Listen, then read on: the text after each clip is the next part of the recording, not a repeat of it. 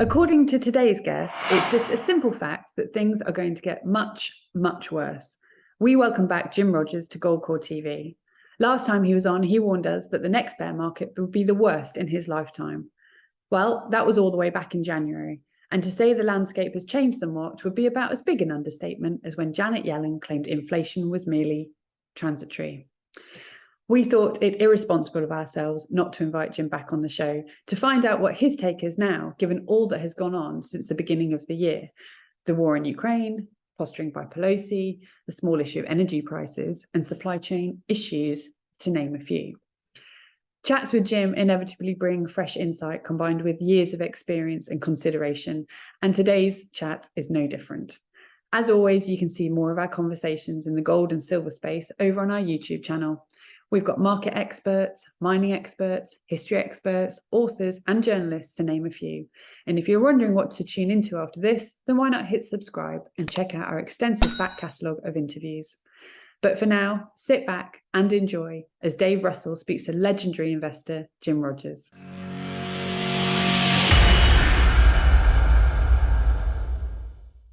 Jim Rogers, welcome back to GoldCore TV. Very good. I'm delighted to be here. It was a lot of fun last time. Super. Now, last time that we spoke, you said that the next bear market that we're going to see is going to be probably the biggest bear market of your lifetime. Now, since then, we've seen, although recently some of the indices have recovered, we've seen a greater than 20% decline in a lot of indices. We've also seen 2 quarters of negative GDP out of the US. Is this the start of that bear market that you predicted, or what will convince you that we have actually started? Dave, how do I know? Watch GoldCore. What are you talking about? In my view, what I said was that, yes, we will have a bear market again someday. And when we do, it will be the worst in my lifetime. You remember 2008, 2009, we had a big problem. Well, because of too much debt, since then, the debt everywhere has skyrocketed. It's staggering how much the debt everywhere in the world has gone up since 2009. So it has to be the worst in my lifetime. I'm not trying to scare people. I'm just making a simple statement of fact. The debt has skyrocketed everywhere, and we always have bear markets. So the next one has to be very, very bad. Has it started yet? In my view, there's so much pessimism around that usually leads to something happening and causes a big rally. If that happens, it'll be the last rally, if you ask me. If we have peace in Ukraine, or if the Federal Reserve says, oh, we're sorry, who knows what, we'll have a big rally, and that'll probably be the last rally. So we're going to watch GoldCore. I'm very bad at market timing. So what you're suggesting there is then in 2008, we had debt levels at a certain level. We had problems back then. Those debt levels have continued to climb. So therefore, as a result of that, we hit a bear market. It's going to be significantly and proportionately larger than what we have seen in the past. I mean, it's just a simple fact. Look at Japan. Japan has skyrocketed the debt. The U.S. has skyrocketed the debt. Everybody has, even China. China didn't have too much debt 20 years ago, but now even China has a lot of debt, and people are going bankrupt.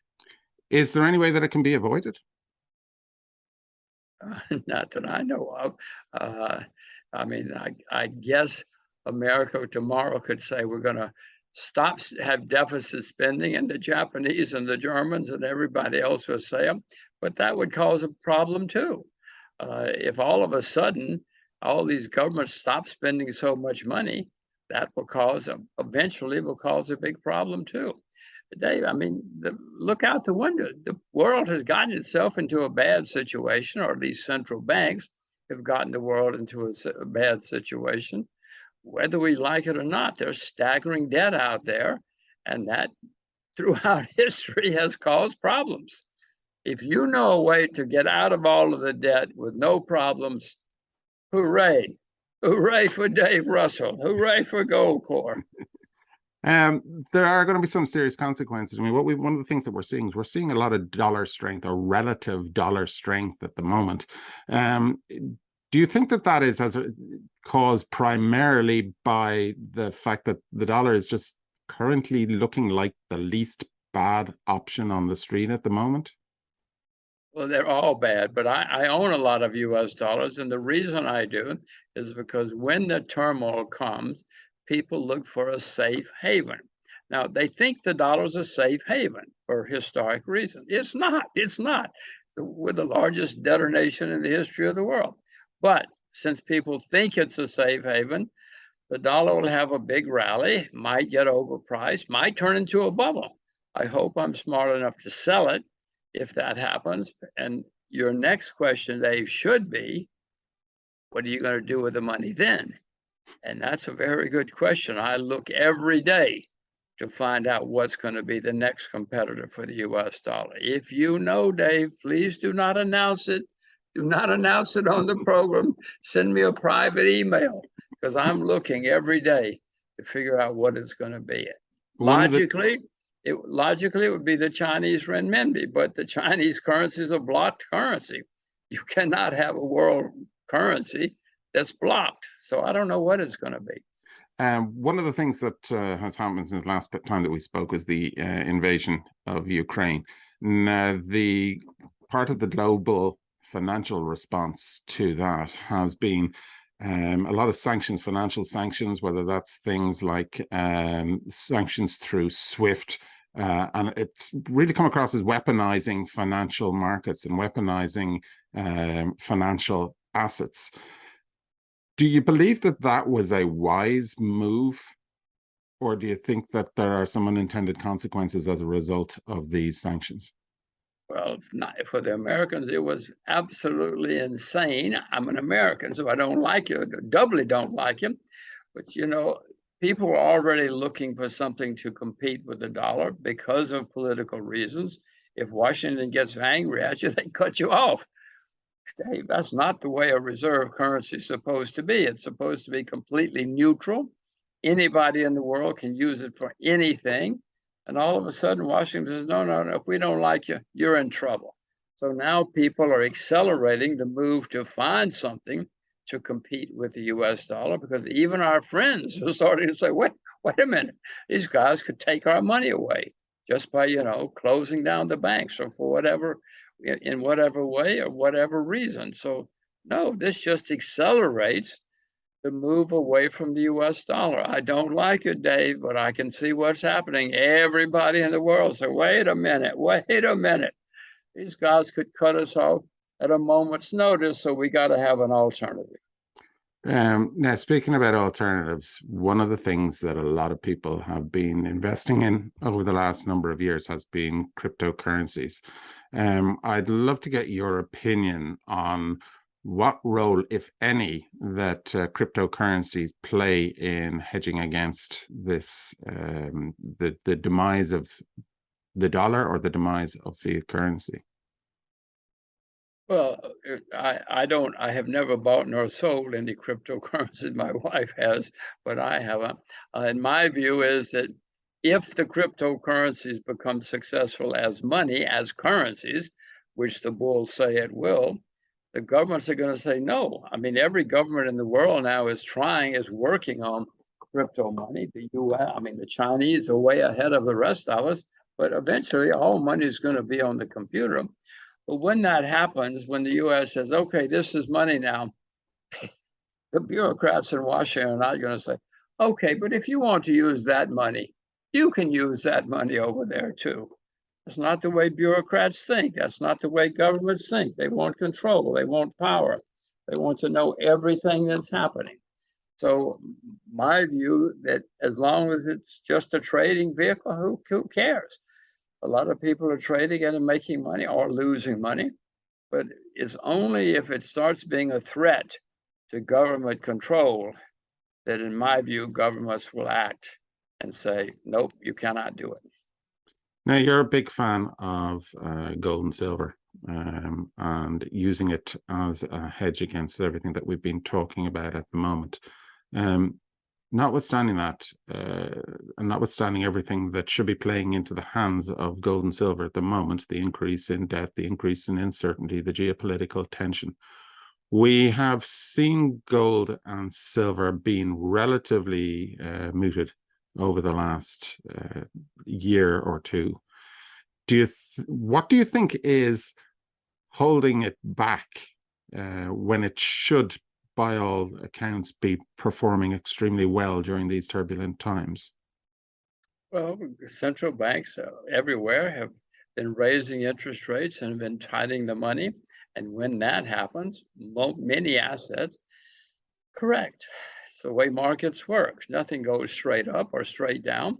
And in my view, these are normal corrections, maybe larger than most, but it's still a large correction. And that's the way markets work. I wish they didn't. Dave, wouldn't it be wonderful if when I bought something, it went straight up every day for 10 years? Oh, that would be heaven. But that's never happened in my lifetime. So while Corrections are normal. right, so while gold and silver are a hedge against uncertainty, it's not a perfect correlation to events. Dave, if you can find the perfect correlation, again, don't broadcast it, just send me an email. I've been around gold a long time. I bought gold over 50 years ago for the first time and never sold any. Gold, in bad times, gold and silver collapse like everything else. You maybe not old enough to remember 2008, but in 2008, when we had the big bear market, gold collapsed. I mean, it was one of the first things to rally and go back up.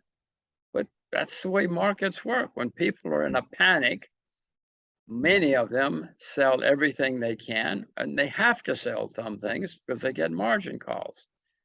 But if you're clever and you see gold collapsing in a bear market, chances are you'll buy some more.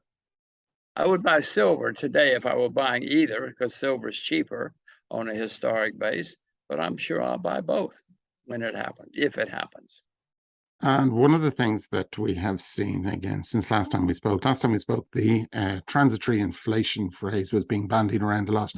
But inflation has proven not to be transitory in the States or anywhere else around the world. And we're starting to see the central banks respond to that inflation problem quite aggressively. There is a risk that if this aggressive response continues, that will be a catalyst for the sustained and largest bear market that you have predicted. What, in your opinion, do you think is on the minds of central bankers? Are they more focused on tackling this inflation animal, or are they more focused on ultimately managing the economy, and as a result of that, managing the economy positively, and as a result of that, not raising rates as high as they should in order to tackle inflation? Well, Dave, I mean, I've been around a long time, and there have been very few good central bankers in history anywhere. America's had, I can remember 2 in the last 50 or 60 years. India had a very good central banker 5 or 6 years ago, but he's gone now. They're just not very, these are bureaucrats. These are academics. None of these guys are very smart. All they want to do is get a government job and keep a government job. They don't care about you and me. They care about getting a nice, sweet government job. They don't know what they're doing. And yes, they will probably get it wrong. You know that a few months ago, they were saying there's no inflation. And then they said, oh, well, it's transitory inflation. I mean, if you listen to these guys, or if you go back and read them throughout history, you say, oh my God, how could these? And they all have fancy Ivy League degrees. Oh, they have great Ivy League degrees, which means you should be very worried about them, because they don't know anything even more. By the way, I have some Ivy League degrees, so when I say that, I speak from experience. I speak from experience, but they will get it wrong. As I said before, maybe what will happen, oil prices, grain prices have been coming down. If there's peace in Ukraine, many prices will come down. The central banks will say, see, we saved the world. And then they'll start loosening up again. They won't be so tight again. And that will lead to that rally I mentioned before, the last rally. I mean, you have to watch them because they have certainly good influence and sometimes big influence, but do not listen to them and think they know what they're doing. Now, obviously, you keenly follow markets on an ongoing basis, but for the average investor who doesn't follow geopolitical machinations and financial market machinations as closely as you do, or somebody like you, what would be your advice to somebody who has a traditional 60-40 equity bond portfolio that is really starting to be concerned with what's going on in the world right now and how they might weather that storm? Well, first I would say, please forget 60-40, what you call a traditional portfolio. That's not the way to make any money. Things like that, diversification, for instance, is something that brokers come up with so they don't get sued. That's not a way to make money, though. If you want to make money, what you do is you focus, you concentrate, you put all your eggs in one basket. You got to have the right basket, but you better watch that basket very, very carefully. I mean, remember Henry Ford? He didn't diversify. He put all his monies in Ford Motor Company and got stinking rich. The guys at IBM, same thing. I could go on and on. Now, after they get rich, they start diversifying because the brokers tell them they have to.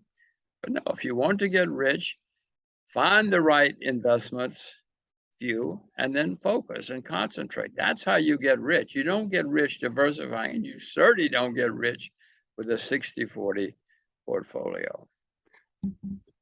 That's fantastic and sage piece of advice. I want to just change tack very briefly, and I want to get your opinion on the saber rattling that we've seen between China and the US over Taiwan, and if you have any opinion on how you think that may play out over the coming year. Well, it's what the US is doing is insanity, if you ask me. Nancy Pelosi, I don't know what she thought she was doing to go to Taiwan. I don't know what anybody thinks they're doing, poking the Chinese in the eye. So far, the Chinese have been much more constrained or restrained than the US. Unfortunately, David, these things throughout history often wind up with a shooting war. I mean, it's madness, it's insane. The US, I don't see how the US can possibly win a shooting war over Taiwan. And if I were the Chinese, I would certainly not get in. Look at a globe. All China has to do is wait. You know, China's been around a few thousand years. Eventually, Taiwan's going to be part of China again, whether we like it or not, just because of geography, if nothing else, geography and demographics. So if I were China, I would just sit and let them wait and make noise. Unfortunately, the US, I don't know, they seem to want a war over Taiwan, which I don't see how we possibly can win. I can see it nothing but madness for the US and for the world. Having said that, I would like to say, no, cooler heads will prevail, but it was a study recently that showed that America's been a country since 1789. In all but 15 years of that period, we've been at war with somebody. The people in Washington like war for some reason. I, of course, don't, but for some reason, those guys love war. So my bet would be, I know it should not happen. My bet it will not happen. But when things get bad throughout history, when countries have problems, the politicians blame foreigners. They always do, everywhere in the world, because foreigners have different skin, different food, different language, different religion, different everything. And it's easy to blame the foreigners.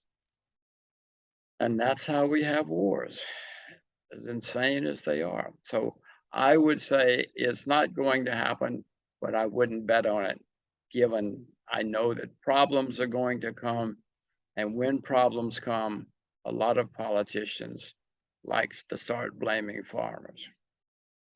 It's a somber note to finish on, but Jim Rogers, thank you for joining us on GoldCore TV again today. It's always fun with you, Dave. Let's do it again sometime. We definitely will. A somber note to finish on, indeed. It does feel as though after each conversation Dave has with returning guests that we have yet another item to add to the list of reasons as to why things are going down the drain.